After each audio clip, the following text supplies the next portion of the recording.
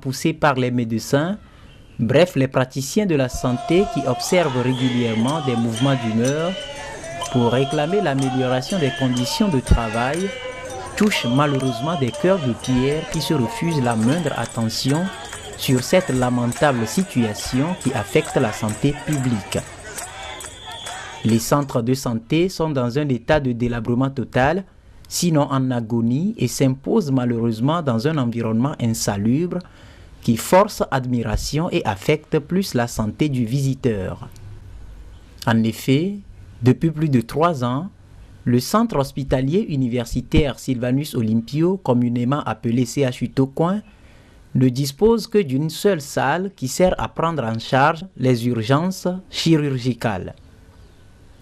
La deuxième, dégarnie de matériel, est laissée à l'abandon depuis plusieurs décennies.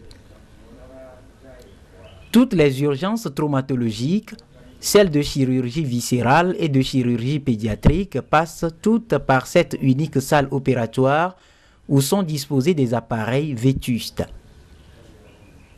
Blessés et malades souffrant du ventre à opérer, parents portant leurs enfants à opérer sont obligés de se bousculer dans une longue file d'attente devant cette seule et unique salle opérationnelle. Cette situation est source de complications pour des patients qui finissent souvent leur séjour au CHU Tocoin dans des casiers d'une morgue aussi malpropre et pourrie. Cette salle qui s'impose au personnel soignant sert également pour la prise en charge des infections, des plaies infectées, des abcès, des traumatismes d'os, exposant ainsi des patients à de graves risques infectieux. Par exemple, lorsque vous amenez un patient qui a une fracture ouverte de jambe dans une salle où venait d'être opérée une péritonite, de milliards de microbes virulents peuvent infecter l'os et soumettre le patient à plusieurs années de traitement d'une infection osseuse. Une véritable situation délétère à laquelle se confrontent malheureusement les visiteurs de ce centre de santé dit de référence au Togo.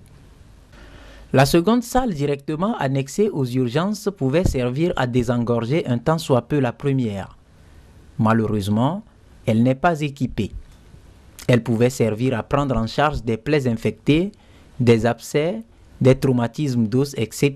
et éviter aux patients la longue durée d'attente qui favorise des infections osseuses.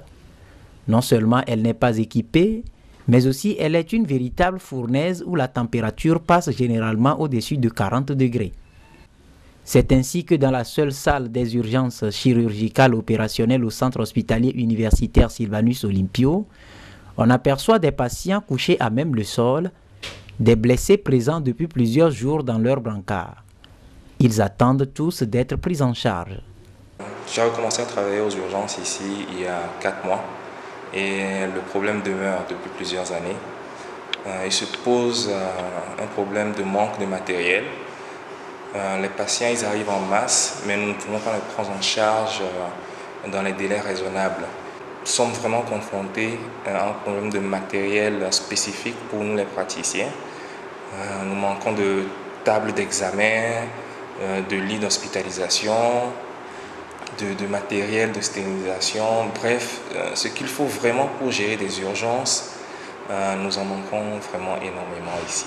Du coup, c'est vraiment pénible pour nous de travailler dans un milieu pareil où tous les jours nous avons de multiples accidentés, de multiples malades qui sont là et qui sont obligés de traîner aux urgences pendant 3 jours, 4 jours, ce qui n'existe pas dans d'autres pays.